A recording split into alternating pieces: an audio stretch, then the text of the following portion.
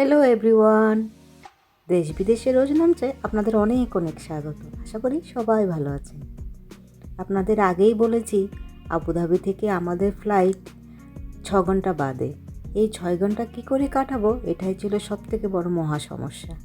যাই হোক, এদিক ওদিক করে একটু এয়ারপোর্ট দেখে আমাদের সময়টা প্রায় চলেই গেছে। অবশেষে আমাদের বোর্ডিংয়ের সময়ও চলে এলো।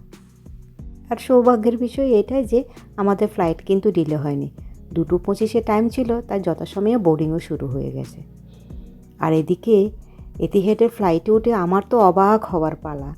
এত বড় ফ্লাইট সত্যিই আমি জীবনে দেখিনি।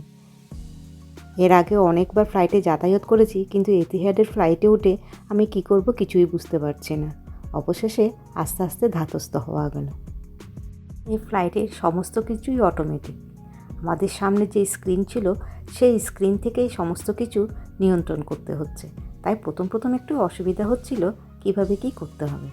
এখানে আবার দেখি প্রত্যেককে একটা করে টুথপেস্ট, ব্রাশ, হ্যান্ড ওয়াশ ও স্যানিটাইজার দিয়েছে। এছাড়া বাকি আর কী কী দিল একটু দেখিনি।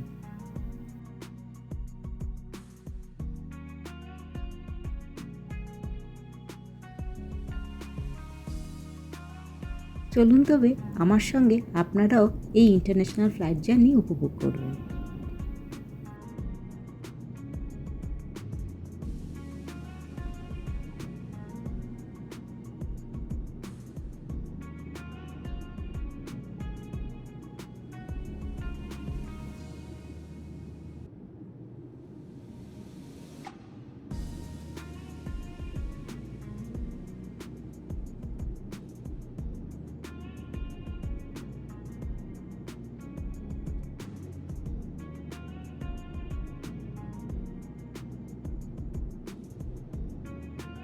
আর এই দীর্ঘ 7 ঘন্টার একটানা জার্নিতে কেউ এক জায়গায় তো আর চুপ করে বসে থাকতে পারে না।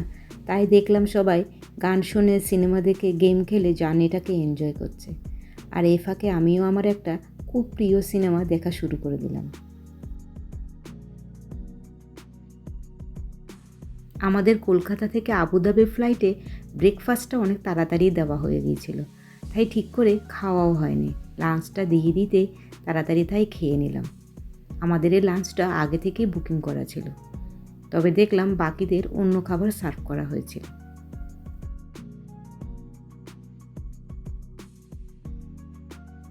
এদিকে যতই খেয়ে ঘুমিয়ে সিনেমা দেখে সময় কাটায় না কেন, পা আর কোমর যেন আর নিতে পারছিল না। আমার পায়ের অবস্থা তো দেখার মতো হয়েছিল, একদম ফুলে ঢোল হয়ে গেছে। যাই হোক, আমরা অবশেষে আমস্টারডামে এসে পৌঁছালাম।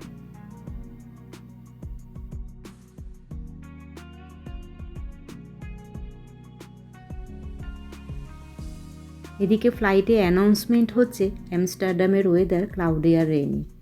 কলকাতার 42 ডিগ্রি টেম্পারেচার থেকে এই ওয়েদারে এসে আমাদের যে কী অবস্থা হচ্ছে তা তো আপনারা বুঝতেই পারছেন।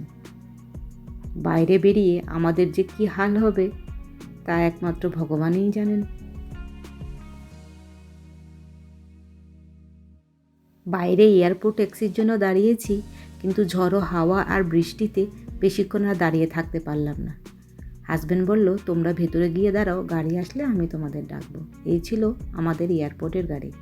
অবশেষে আমরা আমাদের হোটেলে এসে পৌঁছালাম।